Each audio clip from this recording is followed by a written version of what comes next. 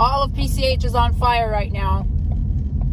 There is fierce wind, down power lines, power poles toppled over.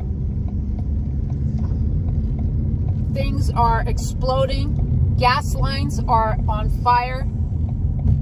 Flames are coming back over PCH, are being blown by fierce winds. It is like driving through hell itself down here. Literally through hell.